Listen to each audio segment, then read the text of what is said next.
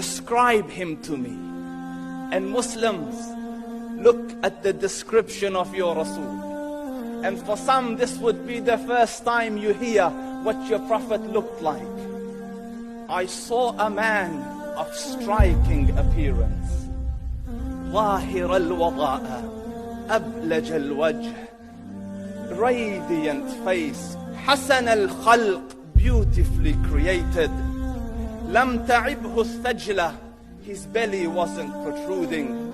ولم تزر به السعلة, nor was his head disproportionate and small. وسيم قسيم, proportionate and delicate, finely made, a specimen of a creation.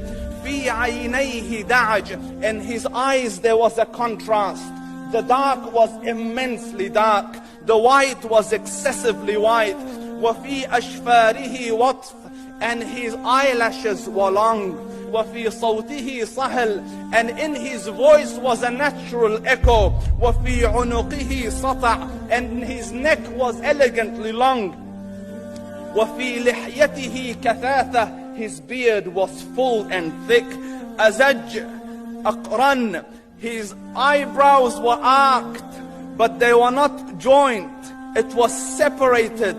In summit فعليه الوقار, when he was silent, dignity covered him. وإن تكلم سماه وعلاه البهاء, and when he spoke, it was audible and clear, almost commanding and overtaking. أجمل الناس وأبهاهم من بعيد, from afar the most striking and outstanding in appearance. وأحسنهم وأجملهم من قريب, and when he came near, the best of them and the most handsome of them in closeness. حلو المنطق, such an exalted and sweet level of logic. Like when he used to speak, it was so coherently logical, it was smooth and easy to understand. فصل لا نزر ولا هذر, he was to the point, not excessive nor too short. كأن منطقه خرزات نظم يتحدرن, his logic, his utterances, his words were like jewels coming out of a necklace, calculated, polished, one after the other, it would flow magically. ربعة, he was medium in height. Your eye didn't have to strain to look up at him, nor was it tedious to look down at him. He was a comfortable sight to look at. له رفقاء يحفون به, he had friends, the people that were with him, they were working around him to try to serve and protect him. إن قال سمعوا لقوله, when he used to say something, they used to hearken to what he used to say. وإن أمر تبادروا إلى أمره, when he commanded, they used to compete to fulfill the command. This is Muhammad Rasulullah. This is Muhammad Rasulullah. Anas ibn Malik says, he says, I came out one night, I came out one night, it was the full moon night.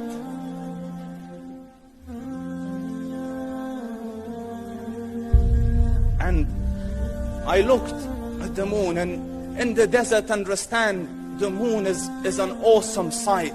It is smooth, it is radiant, it is clear, it is gentle compared to the scorching sun at which they are used to. So the moon was the epitome of beauty. So he says, I came out at a full moon night and I looked at the moon and I saw it beautiful, handsome. So I said, let me go see if the moon is more handsome or my Prophet is more handsome. Let me see if that is more beautiful or the Prophet is more beautiful. So I went and I saw him standing afar. So I looked at his face and I looked at the moon and I looked at his face and I looked at the moon and I looked at his face and I looked at the moon, and he said, Wallahi, he was more handsome than the moon in its entirety. That is just the look of your Rasul. Aisha radiyallahu anha says, I was sewing with the needle. My needle dropped in the dark. I couldn't find it. I said, Ya Rasul, I can't find it. He moved his face close, and I swear, out of the radiance of his face, I found my needle. And the Prophet ﷺ was mind-bogglingly handsome. But his handsomeness was covered with waqar and jalal and hayba. The Sahaba say, when we used to sit at his feet, two feelings conflicting would come on the heart. The first one, you wanted to look at him. You wanted to behold the majesty of his face. And when you wanted to look up, shyness used to overtake you, so you used to look down. Amr ibn al-As says, I sat with him many times, but if you ask me to describe his face, I can't describe it. I wouldn't be able to look up to him ijlalan wa ta'zeeman. I couldn't look up at him. And that is why he didn't have the problems that Yusuf alayhi salam had. Because it was difficult to penetrate the awe and the splendor of the Rasul.